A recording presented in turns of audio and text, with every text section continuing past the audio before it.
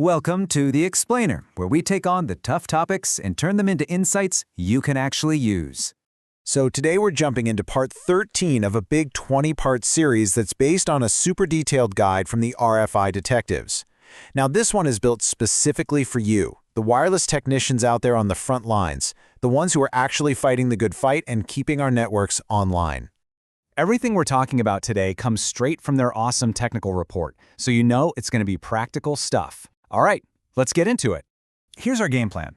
We're going to walk through a process that'll take you from constantly putting out network fires to actually becoming the architect of a rock-solid network. We'll start with how to solve problems systematically, then talk about justifying the costs, building a real plan for the future, picking the right gear, and we'll wrap up with a checklist to make your network truly resilient. Okay, first up, systematic problem solving. This is all about bringing some serious order to the sometimes crazy world of network troubleshooting. Now, what I love about this is that it gives you a repeatable playbook for, every single problem you run into. So instead of just guessing, you follow a logical path. First, what exactly is the problem? Then, what information can you gather from your tools and users? From there, you cook up a few educated guesses, your hypotheses, and then you test them one by one. You implement the solution, and this part is absolutely crucial. You double-check that you actually fixed it without breaking something else.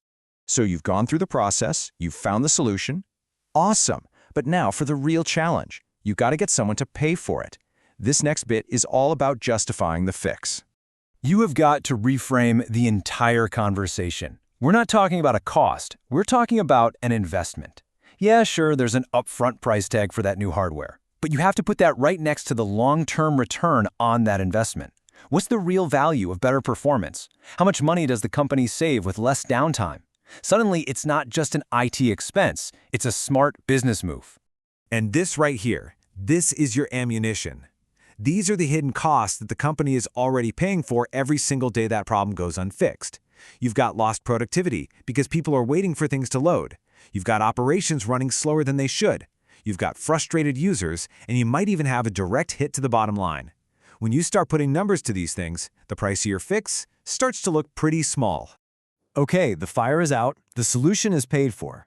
Now it's time to level up your game. This is where you go from being a day-to-day troubleshooter to becoming a true network architect.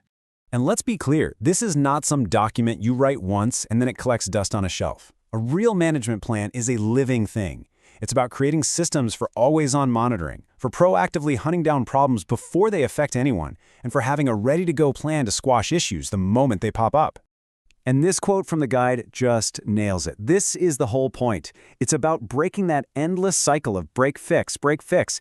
It's about starting to think ahead, to anticipate what your network is going to need next month, next year, and what crazy new interference sources are just around the corner.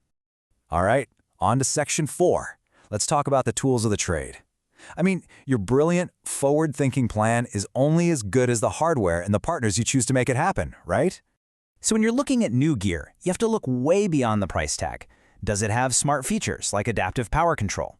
Does the vendor actually have a history of making stable equipment? What's their tech support like when you're in a real jam at 2 a.m.? And maybe most important, does it give you the built-in analytics you need to actually be proactive? That's the stuff that makes a network truly resilient. Okay, let's bring this all home. The guide boils all this down into 5 super concrete things you can do. Think of this as your strategic checklist for building a more resilient network. First, get into a rhythm of regular health checks. Seriously, don't wait for things to break. A quarterly audit lets you check performance, spot new interference sources, and tighten up security, all before it becomes a 5-alarm fire. Second, get the money sorted out ahead of time. Work with your boss to get funds specifically set aside for this. Having a dedicated budget for new tools or upgrades means you're not scrambling to justify every penny when a problem hits. Third, start treating your vendors like real partners, not just people you buy boxes from. When you build strong relationships, you get better support, you hear about new tech first, and you have someone to call who actually knows you when things go wrong. Number 4, and this one's easy to forget, talk to your users. They can be your best friends or your worst enemies when it comes to interference. A couple of quick education campaigns a year about best practices can make a world of difference. And finally, number 5. This is the big one. Always be thinking ahead. Design your networks to be flexible. Build them to be scalable. Just assume that new gadgets and more devices are coming down the pipe because, well, they are. A future-proofed network is one that can bend without breaking. So that's the question I want to leave you with. Take this back to your team, because this is what it's all about. Shifting your focus from just fixing today's crisis to strategically getting your network ready for whatever tomorrow throws at it.